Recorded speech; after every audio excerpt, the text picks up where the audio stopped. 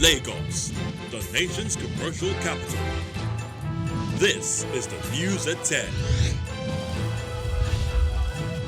Live from Channels Television. Reporting tonight, Melinda Akilami.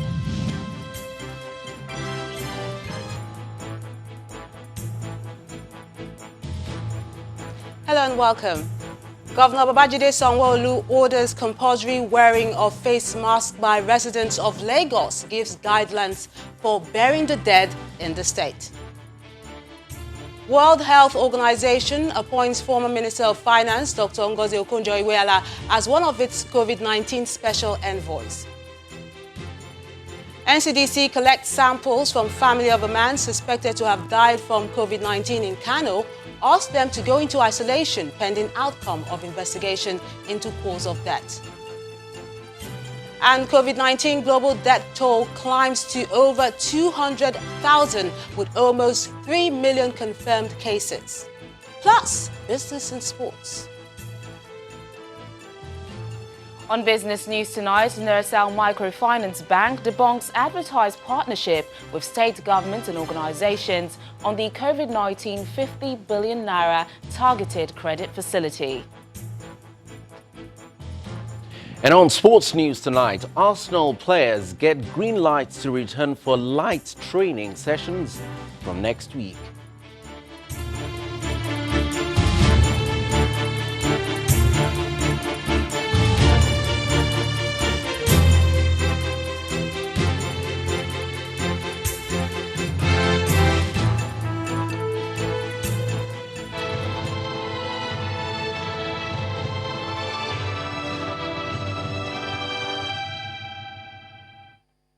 We begin with this grim news coming from Kano State, where at least 12 people, some of them prominent members of the society, are reported to have died all in one day, and that is today. The reason for the deaths is not yet known, but it may not be unconnected to the COVID-19 disease currently plaguing the world. It has not been possible to confirm the story officially, but there are indications on social media that the story may be credible because of the condolences posted to many of the families. There has been no word from the Kano State government on this development, but it's a developing story and we'll give you updates as soon as we get them. The governor of Lagos State, Babajide Sanwo-Olu, is asking residents with bodies in government mortuaries to collect them to help the state government decongest such facilities. Governor Sanwo-Olu told journalists during the Lagos State briefing on COVID-19 that if they are not collected within 2 weeks, the government will have no other option but to conduct a mass burial. The governor also adds that wearing of face masks is now compulsory at every public gathering in Lagos State.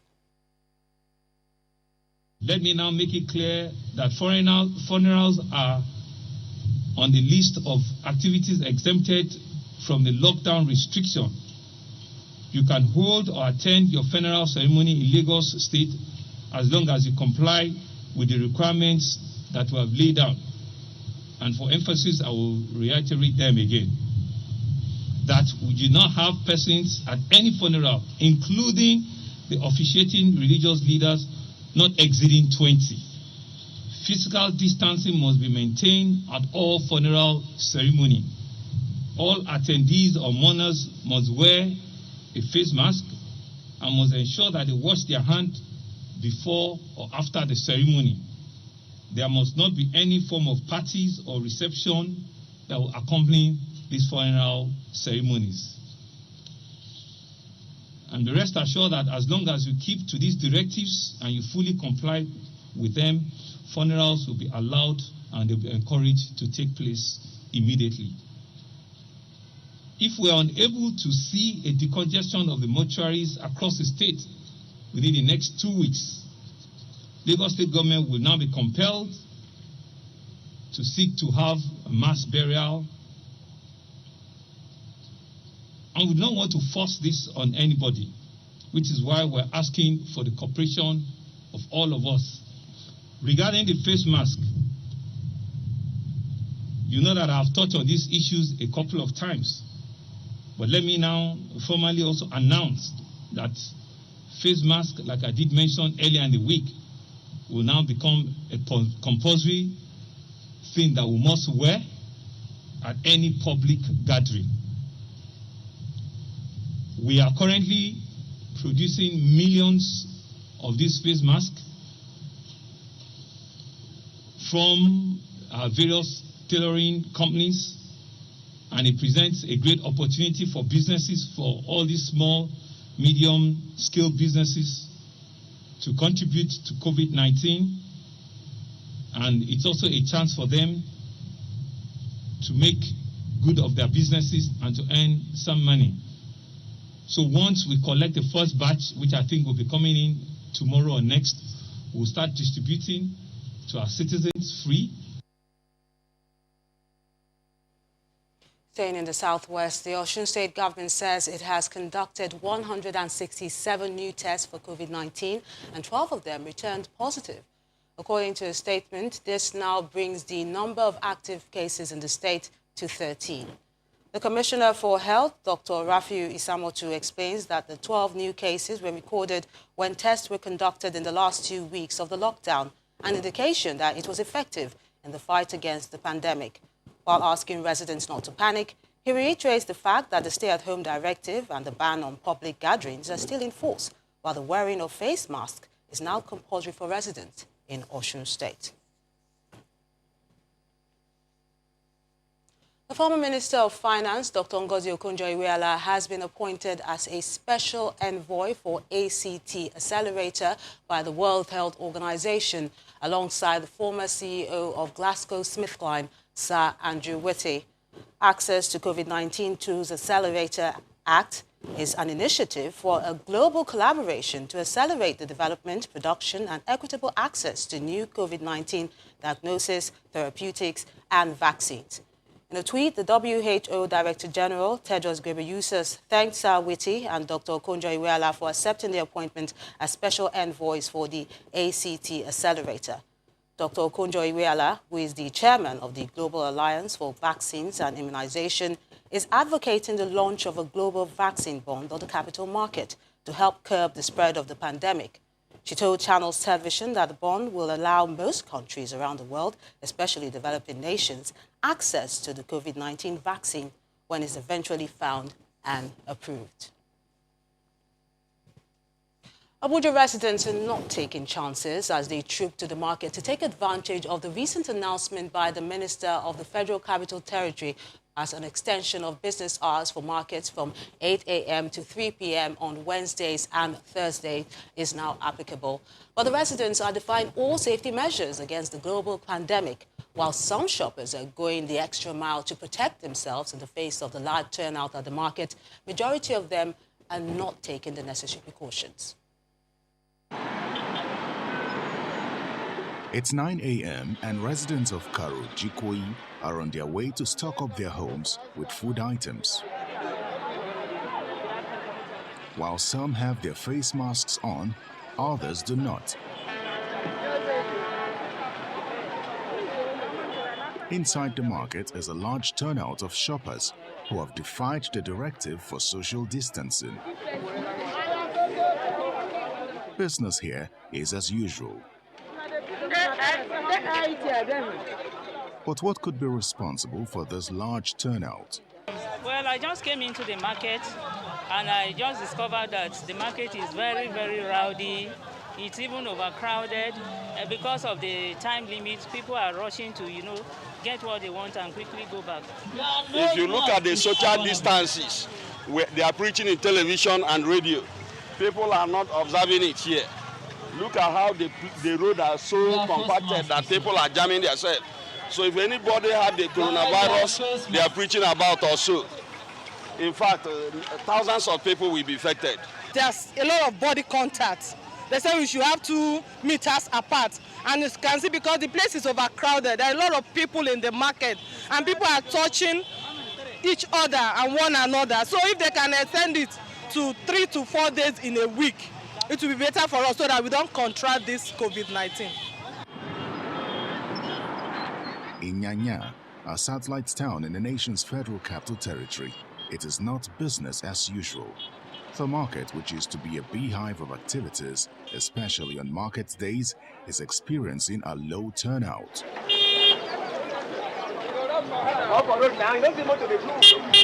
But first, traders and shoppers take necessary precaution before entering the market. Some traders speak on the effect of the lockdown on their business. It has not been easy. Especially with the traders, it has not been very easy with us because the traders, some of them you see on the street, inside the market, they are self-employed. Nobody is paying their salary. It's whatever they sell a day, they eat, some of them. We go sit down from morning to night. We know they sell anything. Because the road, they block the road. No people to come inside market here. So, when we dey hungry, we know they sell anything. It is not yet clear if there will be an extension of the lockdown by the federal government. Medical experts are, however, advising that all stipulated directives are adhered to, especially in crowded places like markets. An order restricting preaching and prayers in public places during Ramadan has been signed by the Sokoto state government. Governor Aminu Tambuwal explains that the decision is part of efforts to reduce the spread of coronavirus by discouraging large gatherings in the state.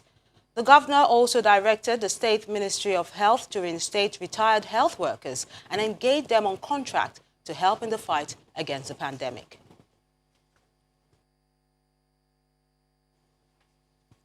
And in Imo State, the governor, Hope Uzodinma, has signed a bill on the coronavirus, other dangerous infectious diseases and related matters, giving legal backing to the fight against COVID-19.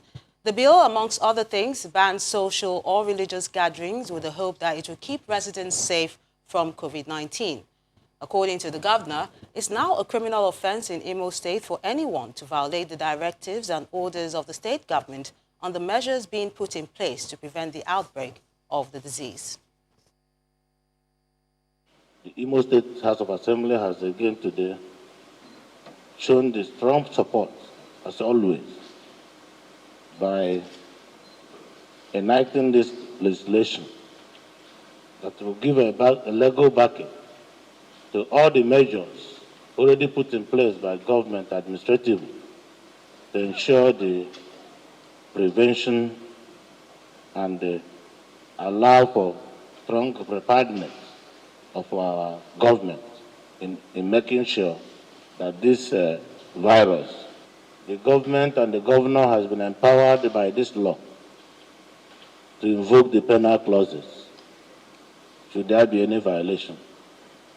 So may I therefore use this opportunity to call on the good people of Imo State to show their support to government and ensure that they comply with all the measures and policies rolled out by government to tackle coronavirus. In part two, after the break, a confirmed COVID-19 case who deserted the isolation center in Maiduguri, the Borno state capital, re-evacuated. That's in a moment. Join us again.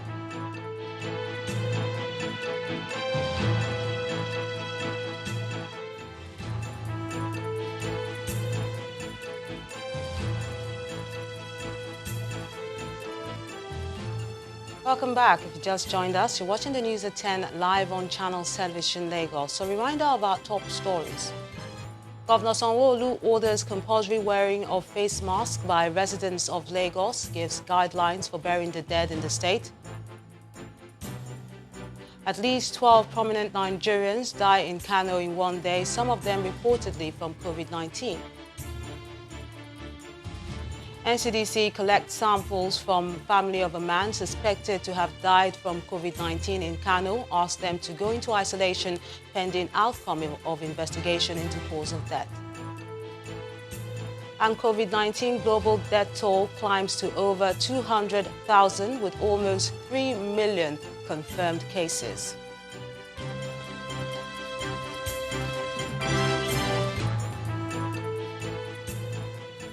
Our website, channelstv.com, has more information on our top stories and others. Subscribe and watch Channels Television's live stream on YouTube and other social media platforms using your mobile device browser, or download the Channels TV app for Android and iOS devices from their respective stores. You can also watch us via your smart TV platforms on Apple TV, Android TV, Fire TV, and Roku.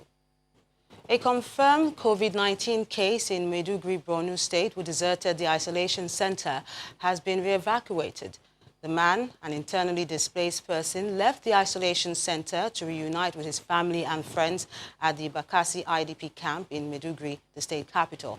He reportedly led the funeral prayers of the index case brought in from Puka in Goza local government area of the state, and was amongst those considered persons of interest when it was confirmed that the index case died of coronavirus. Meanwhile, the State Commissioner for Health says the person in question has been taken back to the isolation center for treatment.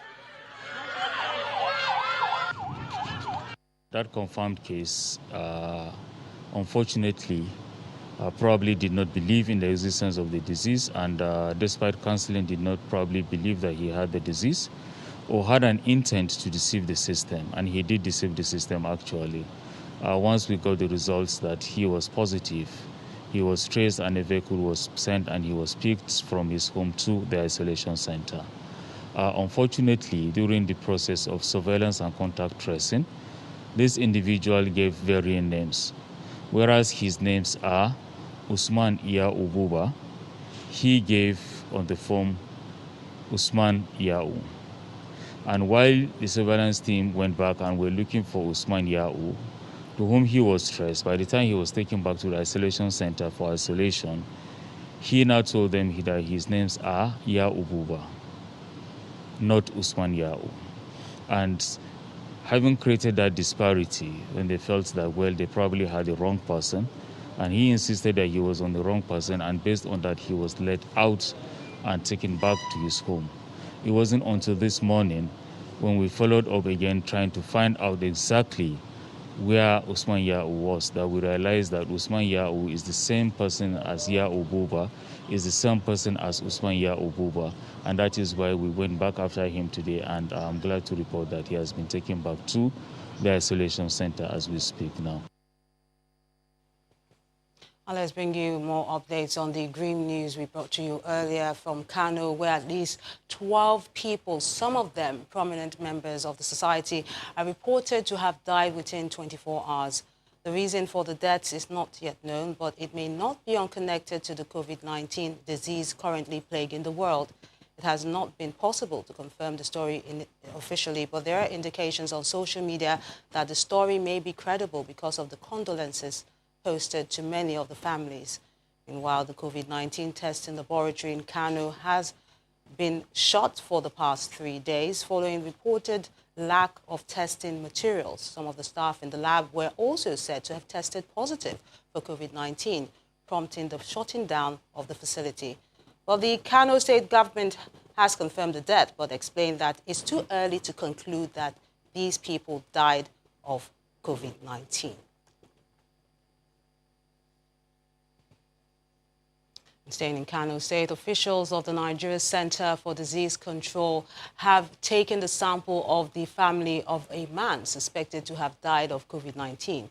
His wife has also been asked to go into self-isolation alongside 5 of her children. She told Channels Television that their neighbors should be advised to isolate, while the clinic where her husband was first taken to should be immediately looked into. Earlier, a woman, Salman Ahmed, had alleged that her son-in-law died in Kano from a disease suspected to be COVID-19 due to the slow response by the NCDC and the COVID-19 Rapid Response Unit in Kano State. In an audio message that has now gone viral, the woman says her son-in-law was first admitted at a clinic before being transferred to the Aminu Kano Teaching Hospital, where he eventually died. Around 3 a.m., she called me. She said he cannot talk again. No, his breathing is high. Oh. I said, I've told you before, maybe this problem he's having is a COVID-19. Have you called NCDC? She said, yes, they have been calling since yesterday night. that the people, all the phone lines are not going through. So I decided to call the ones in the NCDC, the ones in Abuja. When I called the ones in Abuja, they said they will get back to him. They will get back to me, that they will call the Kano branch now and tell them what is happening. They asked me, where is he now? I said they have taken him to a private hospital named International Hospital in Kano. When they took him to that international hospital in Kano, they admitted him and put oxygen for him. After about 1 hour, another doctor came in and told them to go to Madam Aminu Kano, that he's not responding to the oxygen. And I know he's not responding to that oxygen. It's just a way for the doctor to drive them away from that hospital, and I don't blame him. Every 30 minutes, I will be calling the NCDC here in Abuja, because the ones in Kano are not responding. He will be telling me that they will soon go there, they will soon go there. When the thing was getting out of hand, I told this man, please tell me the truth. What is happening? Tell me what is happening. Before he now told me that the NCDC in Kano have been shut down. I said, why did you know that they have been shut down, and you are just telling me they will soon go there, they will soon go there. My son-in-law died after 2 hours when he was admitted in Aminu Kano. So I'm holding the Kano government and the NCDC of Kano responsible for the death of my son-in-law. And now, what is paining me most now, that my heart is broken into pieces, is what will happen to my children, my daughter, her children, my grandchildren. What will happen to them when there is no NCDC in Kano? What will happen to them? When contacted, the Kano State COVID-19 response team confirmed that authorities at the Aminu Kano Teaching Hospital are investigating the circumstances behind the man's death. In a WhatsApp chat with our correspondent in Kano, the deputy coordinator of the response team, Dr. Sabitu Shuaibu, explained that they had not been able to respond to the calls within the last 3 days because the NCDC is yet to supply them with testing facilities. According to him, the COVID-19 hotlines that respond to emergency calls have not been operational in the last few days due to the closure of the Kano lab as a result of lack of sample collection commodities. Dr. Shuaibu, however, gave the assurance that the Aminu Kano Teaching Hospital, as well as Nasarawa and Muritala Mohammed hospitals, will be ready for sample collections on Sunday. Still in the north, the Zamfara state government has established an isolation center equipped with ventilators and other facilities for the treatment of COVID-19 patients. The state governor, Bello Matawale, who inspected the isolation center, says this will ensure speedy treatment of the patients. He told residents to always abide by the guidelines that have been stipulated by the Nigeria Center for Disease Control in order to contain the spread of COVID-19. I regret to announce to you the occurrence of 2 cases of COVID-19 in our dear state, Zamfara. On this note, I would like to strongly advise our people to please strictly adhere to the safety and guidelines outlined by NCDC against the spread of this disease. I will inshallah communicate further measures that my government will take against further spread of this disease tomorrow. We thank you very much, and we solicit for prayers, particularly during this holy month of Ramadan. The former governor of Ogun State and senator representing the Central Senatorial District, Ibikunle Amosu, has continued to reach out to communities in his domain. This time, he distributed 6,000 bags of rice and other food items to 45 different associations and security agencies to reduce some of the challenges at the moment. Speaking through his coordinator, Demi Adebi, residents were asked to adhere strictly with laid-down protocols in order to contain the spread of the virus. It's the second phase of the stimulus package distribution across all electoral wards in Ogun State. The initiative is championed by the former governor of Ogun State, Ibikunle Amosun, who had earlier distributed palliatives to over 300,000 families across the state. This time, 6,000 bags of rice and other food items will be given to 45 identified groups, including student unions, professional bodies, religious organizations, and others, to ease the hardship resulting from the lockdown directive.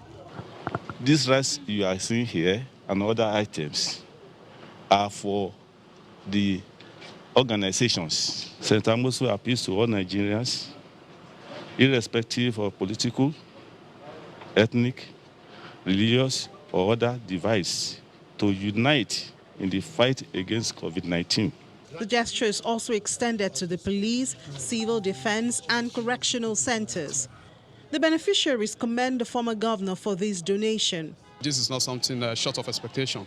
So on behalf of the youth, we are saying a big thank you to him, because this is actually coming at a time when the youth are the worst hit of the global pandemic disease that is actually ravaging the world at this moment. And we believe that this will also go a long way in cushioning the effect of the COVID-19 struggles. Not done, the palliatives are also donated to the Nigerian Medical Association as well as the lepers colony in Iberekodo area of Abeokuta, the state capital.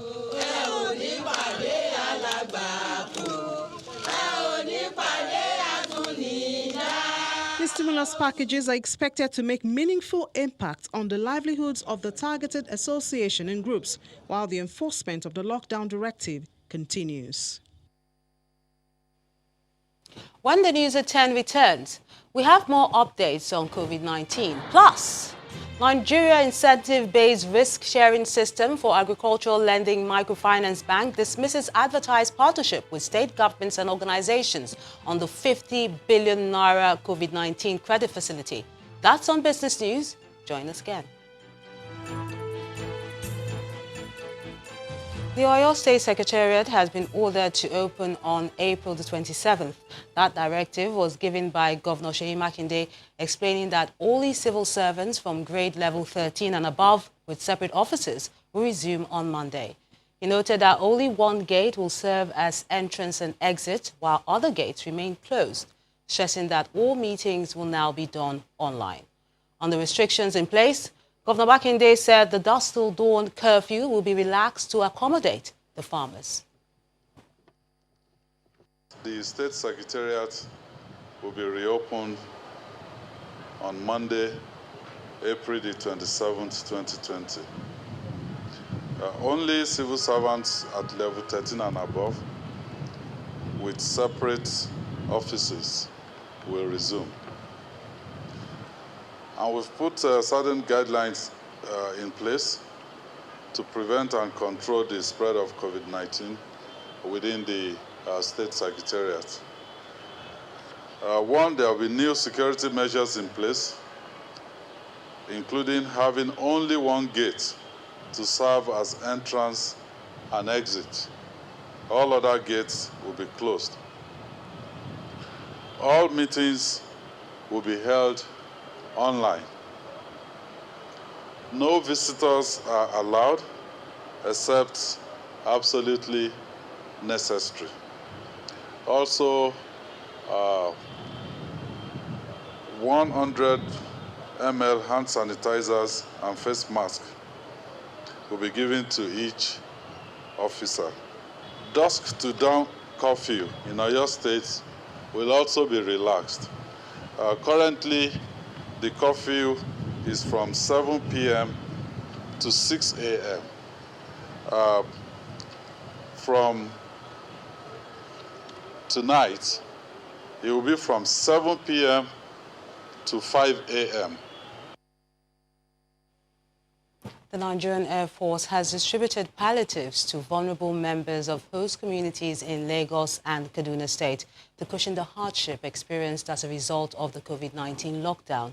In Lagos, the Air Officer Commanding Logistics, Air Vice Marshal Lawal Alao, handed over the palliative packs to traditional rulers of the communities for onward distribution to 700 households, while that of Kaduna State was distributed to over 350 families in 3 communities in Igabi local government area.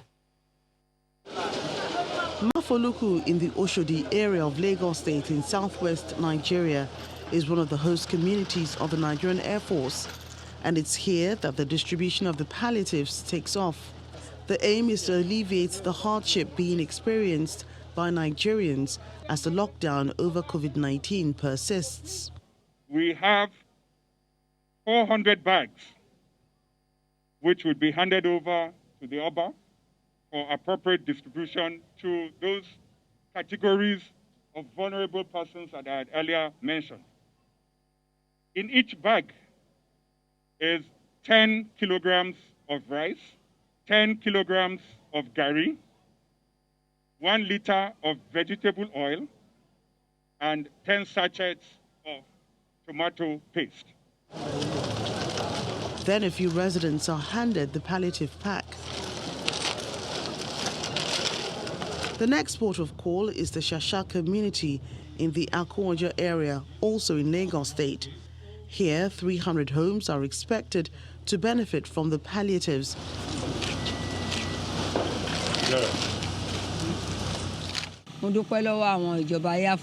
We're grateful to the Air Force for remembering us as widows. They will not go hungry. The traditional ruler of the community promises the palliatives will get to those who need it. I distributed some on Tuesday, which is given to me by the governor. Then on Wednesday, I distributed another one. It can't get to everybody, but we want to make sure that the needy are the one that we give it to. The Nigerian Air Force is replicating this gesture in Kaduna State, bearing palliatives to 3 communities in Igabi local government, where over 300 vulnerable households are targeted. The items are placed side by side with social distancing rules observed. The quantity or the amount does not really matter, it's actually the spirit behind it. And it's in this faith that the Chief of Air Staff deemed it fit that at least we should reach out to as many families as possible. What we are doing in Kaduna, I think we are caring for well over 350. While the Nigerian Air Force is helping to feed some Nigerians, it's also encouraging all to adhere strictly to precautionary measures aimed at stopping the spread of COVID-19. The lockdown in Anambra State has also been relaxed. In the statewide broadcast at his country home in Aguleri, the governor, Willie Obiano, cites the successful management of the COVID-19 index case and the negative results of all the 36 contacts as the reason for easing the restrictions. He, however, warns that every activity in the state must be in strict compliance with the guidelines of the World Health Organization and reminds residents that wearing of face masks is now compulsory, as violating the order will be an offense. Following the outcome of all the tests we have conducted so far and impressive cooperation we have received from our people in the past 3 weeks, we are encouraged to make a few adjustments to our strategy against the pandemic in the following areas. All food markets, including restaurants, bars in Anambra State, are to reopen for normal businesses with immediate effect. However, they must comply with the principles of social distancing. They are also to provide hand washing points with soap and hand sanitizers at the entry points and into the markets. Wearing a face mask is compulsory on the streets of Anambra State. Today makes it 28 days since we locked down all our markets. As a result, I have rescheduled a meeting with the leaders of all markets in Anambra State for Monday, April the 27th, 2020, to review our position and agree on when to reopen our markets. All our boundaries with the neighboring states remain completely closed. Only people on essential services and haulage trucks with essential commodities are allowed passage after a thorough check and confirmation by the security personnel at our boundaries. The COVID-19 lockdown continues in Lagos as the state government is insisting that The order suspending school activities remains in place in spite of plans by some private schools to resume academic activities for the third term online. In a statement, the Ministry of Education says the resumption for third term is postponed until there are activities and directives to the contrary. The State Commissioner for Education, Folashade Adefisayo, says the state continues to offer free teaching on various media, especially on radio and television, as students and pupils of private and public institutions are taking advantage of this free service. The ministry states that all schools in Lagos remain closed, while plans are underway to ensure that the term is completed whenever the lockdown is lifted. The Archbishop of the Catholic Church in Abuja, Ignatius Kaigawa, is asking Nigerians to take the COVID-19 pandemic seriously. His message is targeted at those who still do not believe that the virus exists in the country, and he stresses that more enlightenment is needed, especially at this time. He was speaking after coordinating the distribution of food items and face masks to Catholic parishioners in rural areas for onward distribution to the vulnerable around them. It's not enough to hand out food items. We must accompany this with enlightenment. We have been praying. This is our task. We pray that God will keep this away from us, but also we have to educate the people and enlighten them. Some still believe this is a mythical story. The COVID-19 is something out there, but we are telling them it's real. And so as we give out food items, we also encourage them. As they see me wearing a face mask, they know that it's not for fun. I would have loved to be breathing normally. See, this thing is obstructing me, but all the same, for the sake of you, and for my sake, and for the sake of others, we have to do it. So it's important, it's imperative, actually, that we all join hands and do it together. And nobody should feel this is just a story. It's real. And I want that our people should realize that we can destroy our future if we don't act now. The Commissioner of Police in Abia State has vowed to unravel the circumstances that led to the recent burning of a police station in Ohafia. The state CP, Janet Agbede, mentioned this during an inspection of the level of destruction at the police station. The incident occurred after a mob descended on the police station following the killing of a 19-year-old boy, allegedly by the police. An argument was said to have ensued between some of the residents and security operatives who were out to enforce the lockdown order declared by the state government, and the boy was hit by a stray bullet. The police commissioner said the suspected officer has been arrested, while the command is working to ensure calm is restored in the town.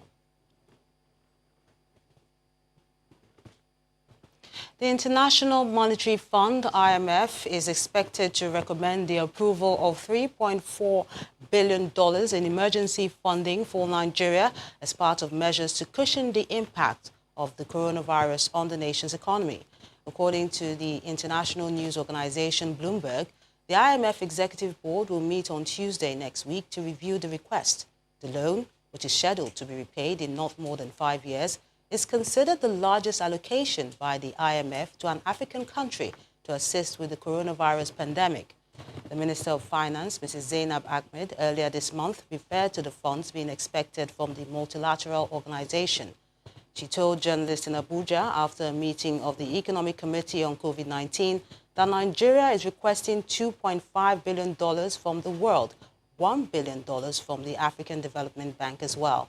She said Nigeria is also requesting for funds from IMF as well as the Islamic Development Bank.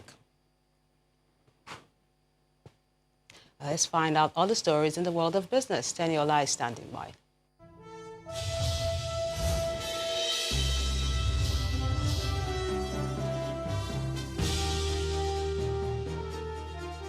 Thanks, Melinda. Welcome to Business News. The Nigeria incentive-based risk-sharing system for agricultural lending, Microfinance Bank, is debunked partnering with state governments, organizations or associations on the COVID-19 50 billion naira targeted credit facility set aside by the Central Bank of Nigeria. Nersal, in a statement today, says despite an advert making the rounds with the bank's name and logo, the management is not aware of any partnership of such.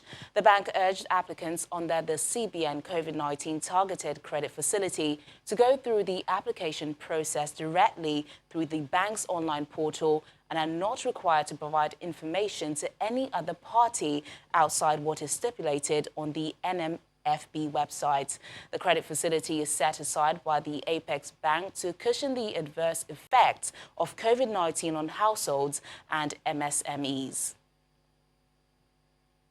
The Federal Inland Revenue Service is asking businesses experiencing a boom during the lockdown to consider paying their annual returns earlier than the due date. This, it said, would support government efforts in ramping up revenue during the COVID-19 pandemic, which has affected oil income by reducing global demand and a glut in oil prices. According to FIRS Executive Chairman Mohamed Nami, the lockdown has put pressure on government revenues and businesses can help in making special arrangements to pay their taxes. He adds that the arrangement would ease some of the cash flow gaps being experienced by the government. Barring any significant mop-up by the CBN, inflows in the coming week worth a combined 179.80 billion naira expected in the system from OMO maturities and FGN bond coupon payments after this week's overnight rate expanded by 18.83 percentage points. Trading in the FGN bond secondary market is also expected to sustain demands across the bond yield curve as investors bargain hunt for investable instruments. Meanwhile, analysts expect that the naira will maintain stability at current levels as FX reserves remained under pressure, dipping by another $282.67 million to $33.66 billion. Nigeria's benchmark index was down this week by 1.41% to settle at 22,599.38 points as investors reacted to the steep decline in oil prices and a continued rise of COVID-19 cases in the country. A total turnover of 1.195 billion shares worth 13,979 billion naira were traded in 20,591 deals by investors on the floor of the exchange, in contrast to a total of 1.495 billion shares valued at 12.894 billion naira traded last week. The insurance sector led the gainers chart as it added 1.17% week on week, followed by industrial goods, which was up 0.71%.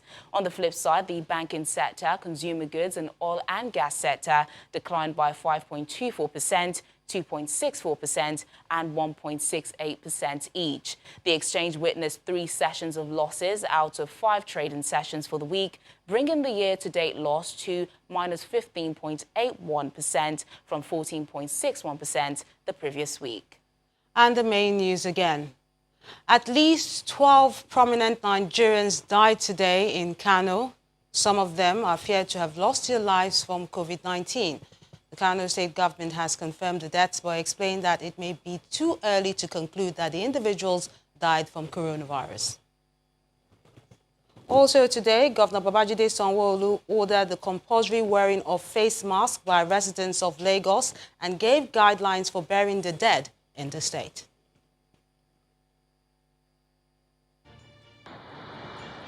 As the news at 10 tonight, I'm Melinda Akinwami.